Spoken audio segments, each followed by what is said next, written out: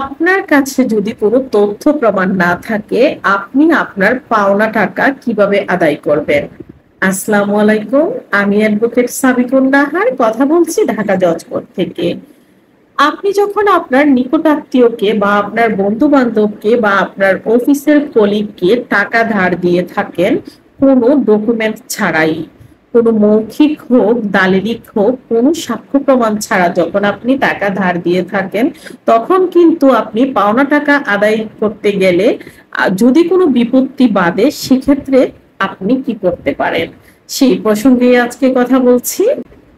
আপনি প্রথমে চেষ্টা করবেন আপনার সংশ্লিষ্ট থানায় গিয়ে কমপ্লেন করার জন্য যে আপনি অমুকের কাছ থেকে কত টাকা পান। অনেক সময় পুলিশ লেনদেনের বিষয়ে জড়াতে চান না, সেক্ষেত্রে আপনি কি করবেন? আপনি বিজ্ঞ আদালতে আসার আগে একবার চেষ্টা করতে পারেন, যদি সেটা গ্রাম ভিত্তিক হয় আপনি চেষ্টা করবেন গ্রামের যে জনপ্রতিনিধি আছে তার মাধ্যমে, এলাকার যে গণ্যমান্য ব্যক্তিবর্গ আছে তাদের মাধ্যমে একটি সালিশ বসানোর জন্য। সেই সালিশে অনেক সময় কিন্তু পাওনা টাকার বিষয়টা, সে যে আপনার কাছ থেকে টাকা ধার নিয়েছে সে কিন্তু অনেক সময় স্বীকার করে ফেলে। সেক্ষেত্রে আপনি একবার চেষ্টা করতে পারেন, যদি সে স্বীকার করে ফেলে সেক্ষেত্রে আপনি একটি স্ট্যাম্প করে নেবেন।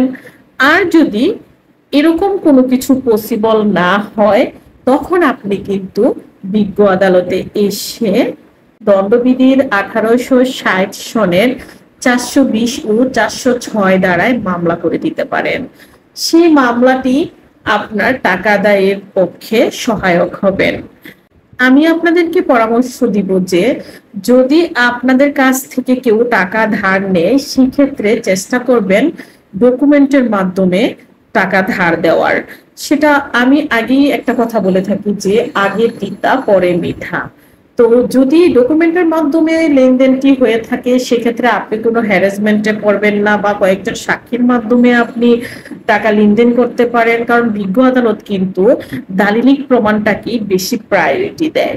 কিন্তু অনেক ক্ষেত্রে দেখা গেছে আপনার কাছে কোনো প্রমাণ নেই, তার মানে কি আপনি টাকা পাবেন না? হ্যাঁ, সেটার জন্যই আপনাদেরকে 406, 420 ধারায় মামলা করতে হবে। তো অনেক সময় কিন্তু আমরা সুদে টাকা লাগিয়ে থাকি, সেক্ষেত্রে কিন্তু ওই টাকাগুলো, ম্যাক্সিমাম টাকাগুলোই যার কাছ থেকে লেনদেন হয় সে টাকাটা দিতে চায় না। এক্ষেত্রেও আপনি একইভাবে এই 420 ও 406 ধারায় মামলা করে আপনি আপনার প্রতিকার পেতে পারেন। তো মামলা মোকদ্দমা, আমি প্রত্যেকবারই একটা কথা বলি, মামলা মোকদ্দমায় না জড়ানোই ভালো। চেষ্টা করবেন লেনদেনটা স্বচ্ছ এবং ক্লিয়ারের সাথে করার জন্য। ভালো থাকবেন সবাই। অনেক কথা বলেছি। যদি ভিডিও ভালো লেগে যায় প্লিজ পেজটি ফলো করে রাখবেন, আর যারা আমার ইউটিউব চ্যানেল থেকে দেখছেন প্লিজ চ্যানেলটি সাবস্ক্রাইব করে রাখবেন। আর ভিডিওটি বেশি বেশি শেয়ার করে সবাইকে পৌঁছে দিন যে কিভাবে কোনো তথ্য প্রমাণ বা কোনো দালিলিক মৌখিক কোনো ডকুমেন্ট ছাড়াও যে পাওনা টাকা আদায় করা যায়, সেই বিষয়টি সবার মাঝে ছড়িয়ে দিন। ভালো থাকবেন সবাই। আসসালামু আলাইকুম।